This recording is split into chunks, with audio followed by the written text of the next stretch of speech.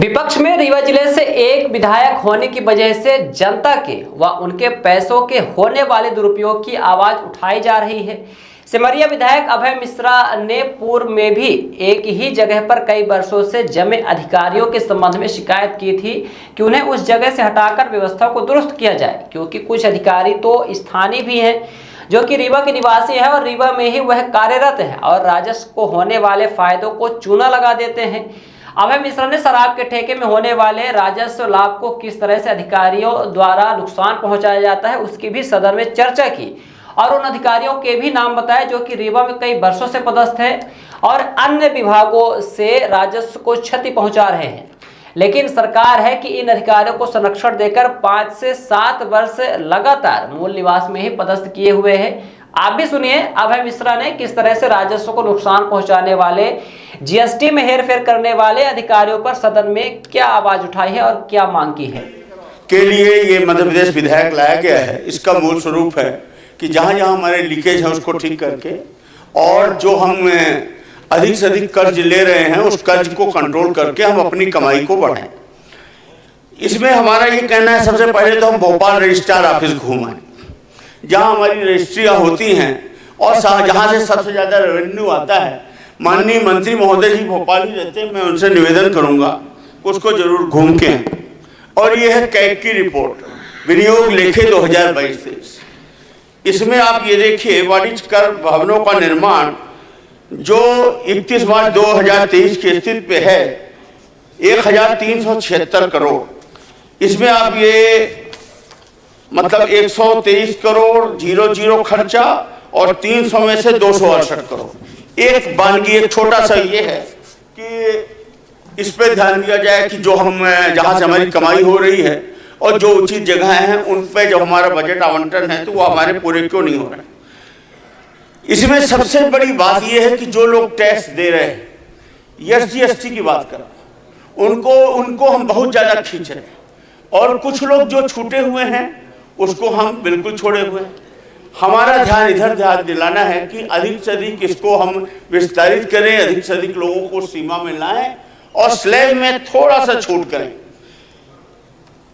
Black money कैसे generate हो रही है? ब्लैक मनी ऐसे जनरेट हो रही है कि कोई भी व्यक्ति काम कर रहा है उसको आप 18% 24% के टैक्स दे रहे हैं, उतने टैक्स की वो स्थित नहीं है तो 4% में जैसे लोहा बेचने वाला, सीमेंट बेचने वाला से बेचता है और लोग बिल नहीं खरीदते, फिर उन्हीं बिल को वो बड़ा व्यक्ति इकट्ठा करके 4-4 करोड़ का बिल लेता है, उसको इनपुट और इनपुट को एडजस्ट करता है।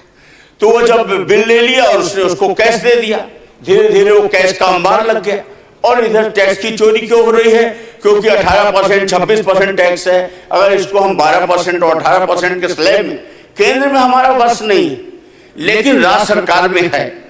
जो फिर हमारा ये कहना था कि इसमें अभी हम पढ़ रहे थे, इसमें कैग की हम रिपोर्ट में ही पढ़ रहे थे, अभी बात भी चल रही है 2 दिनों से कि विधायकों पर एसजी/एसटी लगना है, यानी विधायक निधि जो हमको मिलती है लगा हुआ, जो हमको मिलती है उसको जब हम निर्माण कार्यों में देते हैं तो टैक्स उसका कटता है, पंचायतों में भी कटता है, नियम में भी है, उसका खाता भी है, उसका अकाउंट भी है।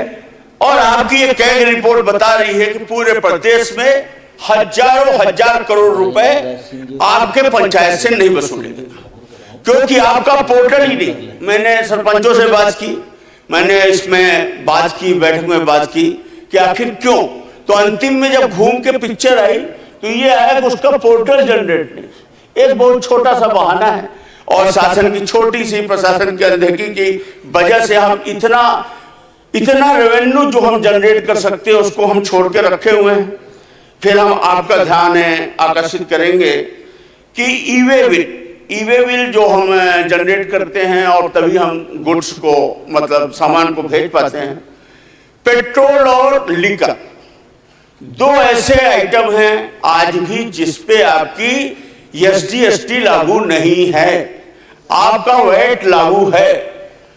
पेट्रोल पे आप नहीं लगा सकते, पेट्रोल डीजल पर जो आपकी शराब निर्माता कंपनियां हैं और जो शराब के आपके कॉन्ट्रैक्टर हैं यहाँ आप रेवेन्यू बढ़ाने के लिए है, उसका पोर्टल जनरेट नहीं, एक बहुत छोटा सा बहाना है और शासन की छोटी सी प्रशासन की अनदेखी की वजह से हम इतना रेवेन्यू जो हम जनरेट कर सकते हैं उसको हम छोड़ के रखे हुए हैं।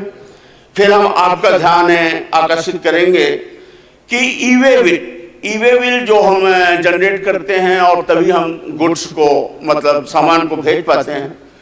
पेट्रोल और लिकर दो ऐसे आइटम हैं आज भी जिसपे आपकी SGST लागू नहीं है, आपका वैट लागू है। पेट्रोल पे आप नहीं लगा सकते, पेट्रोल डीजल पर जो आपकी शराब निर्माता कंपनियां हैं और जो शराब के आपके कॉन्ट्रैक्टर हैं, यहां आप रेवेन्यू बढ़ाने के लिए SGST का इस्तेमाल क्यों नहीं कर रहे हैं?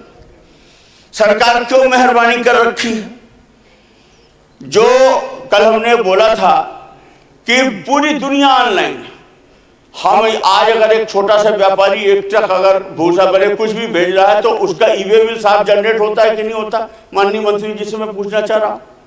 फिर आपका जो लिकर जाता है पूरे जगह इंडस्ट्री से, इसको आप पेन वाले परमिट से क्यों जारी करवा रहे? इसको आपने ऑनलाइन क्यों नहीं कर रखा? जबकि आप तो ईमानदार है, मैं तो सदन में कह चुका हूं।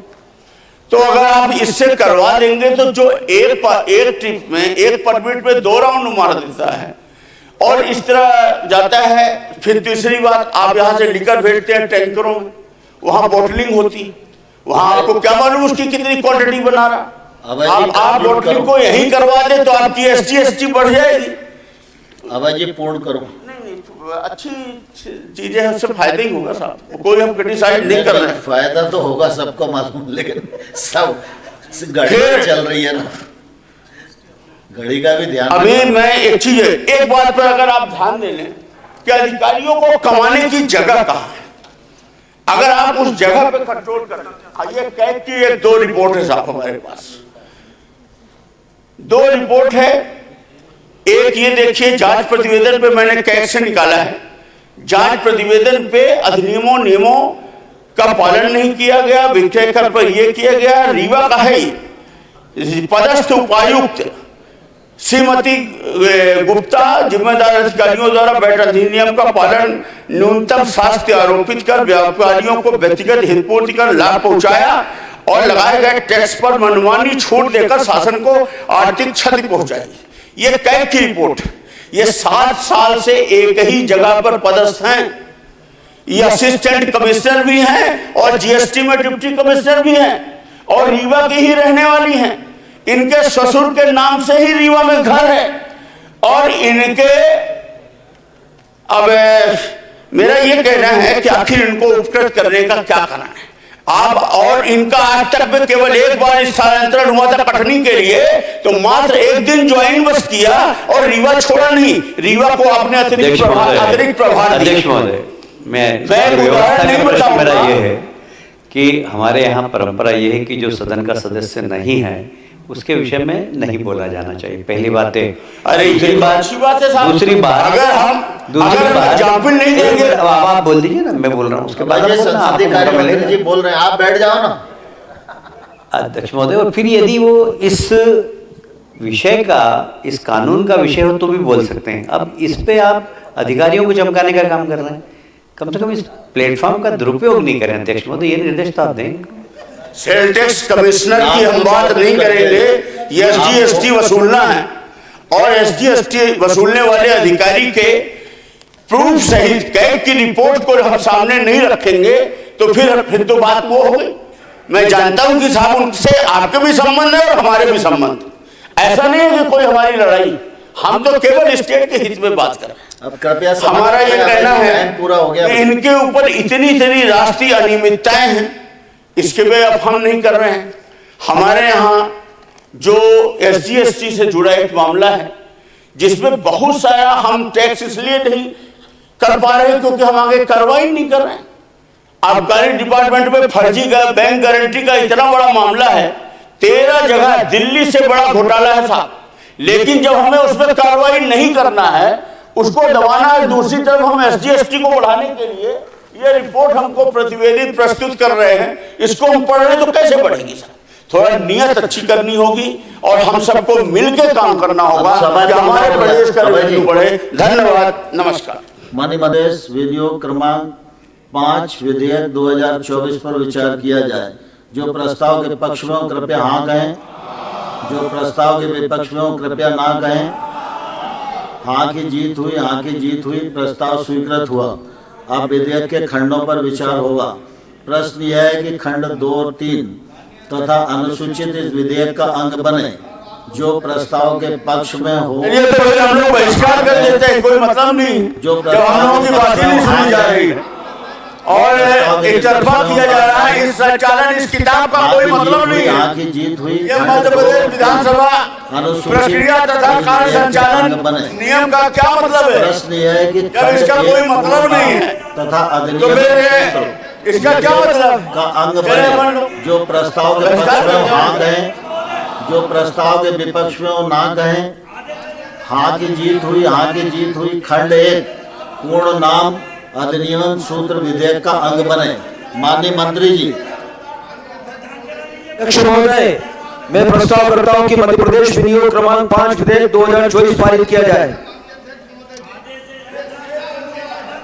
कि आप जो करते हैं, आप जो कहते हैं, सर पर सावन ढोते हैं। आप एक मिनट बैठो।